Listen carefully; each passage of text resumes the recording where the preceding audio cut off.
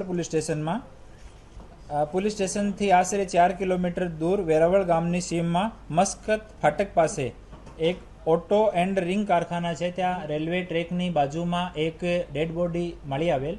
જે ડેડ બોડીને ઇનિશિયલી જોતા એવું લાગતું હતું કે આ કોઈ ફિમેલની ડેડ બોડી છે. પછી એનું પોસ્ટમોર્ટમ કરાવવામાં આવ્યો તો આ મેલ હતો, પુરુષની ડેડ બોડી હતી અને એને શિરમાં ઈજા હતી. તો પોલીસ સ્ટેશનમાં ઇનિશિયલી એડી દાખલ કરવામાં આવી હતી. પછી આ એડીને મર્ડરમાં કન્વર્ટ કરવામાં આવેલ અને પછી આજુબાજુના સીસીટીવી વગેરે જોયા તો આરોપી જે છે એને પકડવામાં આવેલ. આરોપીનું નામ પિયુષ છે અને પિયુષ ગાજીપુર યુપીનો રહેવાસી છે.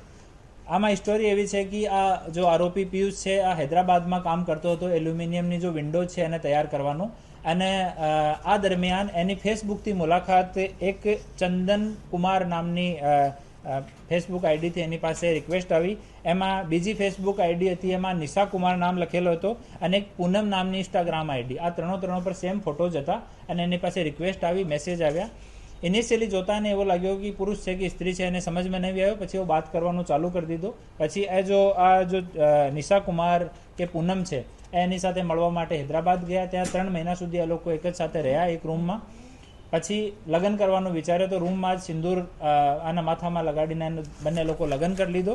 અને આ જો ફિમેલ જો કહેવાય કે જો લેડી તરીકે પોતાને પરિચય આપતી હતી, આ કીધો કે અમારી વૈષ્ણો દેવીની માન્યતા છે તો ત્યાં સુધી આપણે લગ્ન નહીં કરીએ. તો 3 મહિના સુધી વેટ કરાયો. પછી સિંદૂર આપીને લગ્ન બંનેનો થઈ ગયો. લગ્ન થયા પછી આ જો આરોપી છે એને ખબર પડી કે આ તો મહિલા નથી, આ પુરુષ છે. અને પછી આ લોકો વચ્ચે ઝઘડો થયો અને ત્યાં હૈદરાબાદ છોડીને પોતાને ગામ જતો રહ્યો. પછી આ જો મરણ જનાર છે એને ગામ પાછળ એને ગામ ગયો અને ઘરે ગયો અને ઘરે જઈને ઘરે પણ વિવાદ ઊભો કર્યો. એનાથી કંટાળીને આ જો આરોપી છે ત્યાંથી ભિવાડી રાજસ્થાન આવી ગયો, ત્યાં કામ કરવાનું શરૂ કરી દીધું. પર આ માણસ પાછળ અને ભિવાડી પણ આવી ગયો. તો ભિવાડીથી છોડીને ફરીથી સાપર આવી ગયો, તો પાછળ સાપર આવી ગયો. તો અહીંયા આવ્યો તો આ બંને વચ્ચે ઝઘડો થયો. ઓર મરણ જનાર છે જો હાથ ઉપર આરોપી પિયુષ છે એનું નામ ટેટુ પણ કરાયેલો છે. તો એના દ્વારા પણ એની ઓળખ પ્રતિસ્થાપિત થઈ. અને પછી અહીંયા બંને વચ્ચે ઝઘડો થયો અને પથ્થરથી શિરમાં 2 વખત ઈજા કરીને એની મોત નિપજાવી. હાલ આરોપીને અટક કરવામાં આવ્યો છે. આરોપી પોતાનો ગુના કબૂલ કર્યો છે. પોસ્ટમોર્ટમ થઈ ગયેલ છે અને જો મૃતક છે એના પરિવારજનોને જાણ કરવામાં આવી છે. એ લોકો ઓન ધ વે છે, અહીંયા આવવાના છે અને બાકી હાલ આગળની ઇન્વેસ્ટિગેશન ચાલુ છે.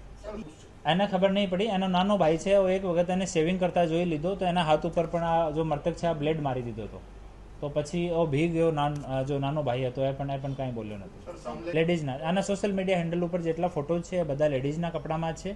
લેડીઝની જેમ જ શૃંગાર કરે છે, લેડીઝની જેમ લાંબા વાળ રાખે છે અને 2-3 જીન્સ એક સાથ પહેરે છે તાકી એનો જો ફિઝિક્સ છે એ લેડીઝની જેમ દેખાય.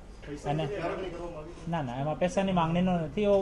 બહુ મતલબ જો આરોપી છે એના પ્રતિ બહુ આસક્ત હતો અને આરોપીને છોડવા નહીં માંગતો હતો મૃતક. તો એનો કન્ટિન્યુ 1 વર્ષ સુધી ફોલો કર્યો. તો એનાથી કંટાળીને બંને વચ્ચે ઝઘડો થયો અને ઝઘડામાં શિરમાં મારીને એની હત્યા કરી. પહેલાં જ્યાં સુધી લગ્ન નહીં થયું ત્યાં સુધી તો વૈષ્ણો દેવીનો હવાલો આપીને માતાજીનો અને ના પાડી હતી કે ત્યાં સુધી આપણે શારીરિક સંબંધ કે લગ્ન કે પ્રેમ એવું કંઈ વિચારવાનું નહીં. પછી જ્યારે લગ્ન થઈ ગયો એના પછી એને ખબર પડી કે આ સ્ત્રી નહીં આ પુરુષ છે.